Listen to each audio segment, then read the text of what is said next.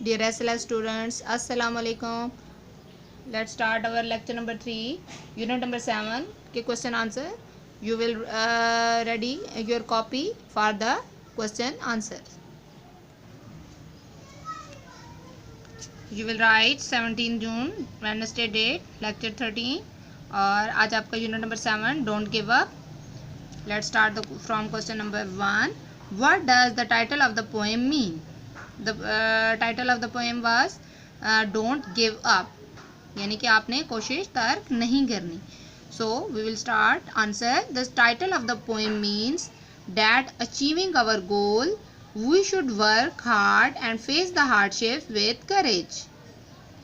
कि हमने अपने मकासद हासिल करने के लिए हमें सख्त मेहनत करना है और इस दौरान आने वाली जितनी भी मुश्किलात हैं उनको हिम्मत से और हौसले से बर्दाश्त करना है. The title of the poem means that achieving our goal we should work hard and face the hardships with courage. हमने हिम्मत से हौसले से वो हार्डशिप्स को फेस करना है जी. Question number 2. How many stanzas make up the poem? How many stanzas make up the poem? Stanzas कितने थे इस पोएम के अंदर जी? 4 स्टैंजाज थे. Answer is 4 stanzas make up the poem.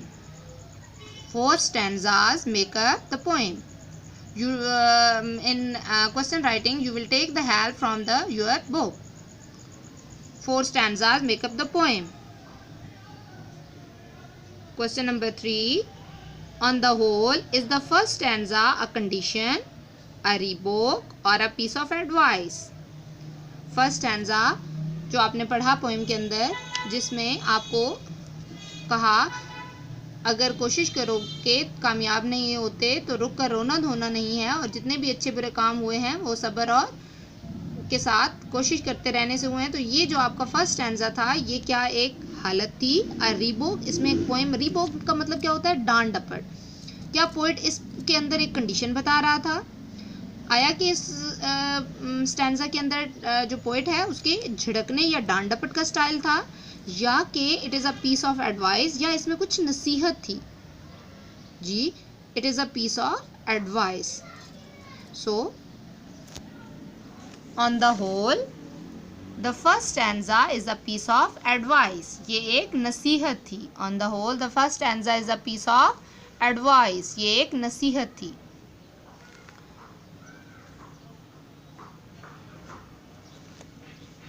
Let's move to the question number 4.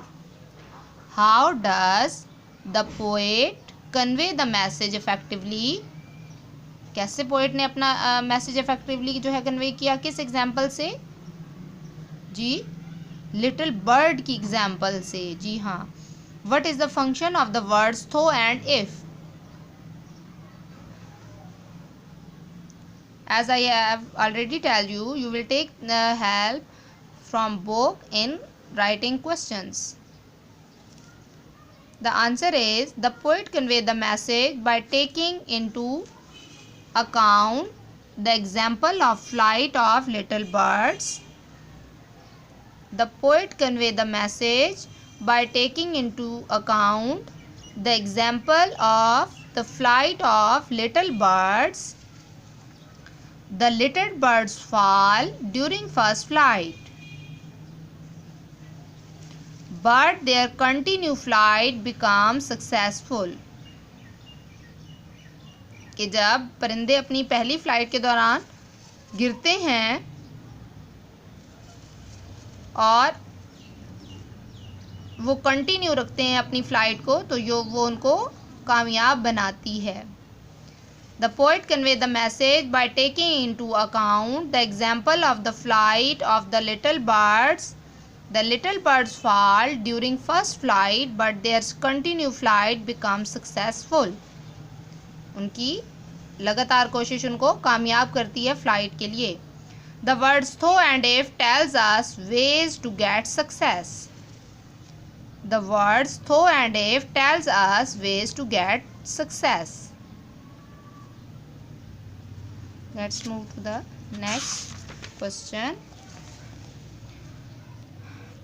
Question number 5. Which of the sentence is in the first stanza is imperative? Imperative sentences are those sentences in which any order is given. ठीक है, जिसमें कोई order किया जाता है, कोई हुक्म दिया जाता है. The second sentence, never stop for trying. कभी रुकना नहीं है और रोना धोना नहीं है. Never stop for crying in the first stanza is imperative. Never stop for crying in the first stanza is imperative.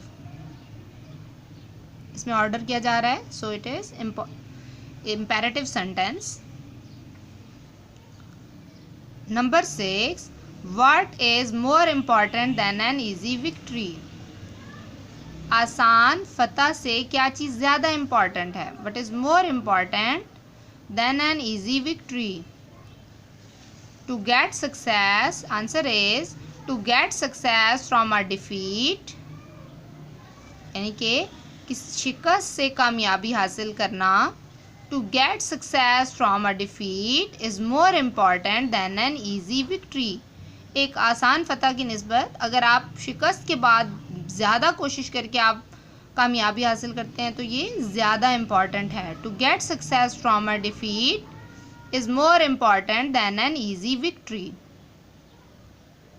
To get success from a defeat is more important than an easy victory.